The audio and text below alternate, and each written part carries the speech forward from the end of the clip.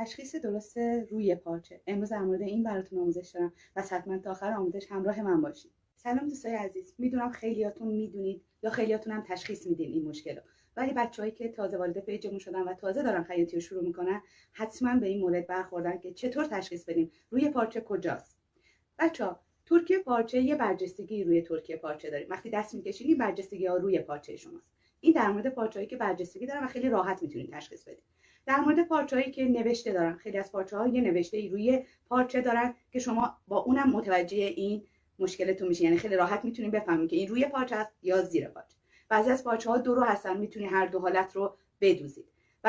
بعضی از پارچه‌ها پرز روی پارچه و زیر پارچه دارن. هر جایی که این پرزی که رو و زیر پارچه روی پارچه کمتره میشه روی پارچه، یعنی وقتی شما دست میکشین روی پارچه پرز کمتری میبینین روی پارچه است، پرزای بیشتر زیر پارچه است.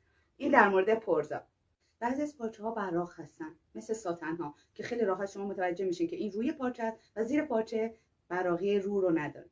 بچهای پیج، همه اونایی که حتی میدونستن این موردو و یا اونایی که تازه وارد پیج شدین و نمیدونستین، حتما این پست رو ذخیره کنین یا برای دوستانتون ارسال کنین تا بچهای بیشتری این پست رو ببینن. موفق باشید.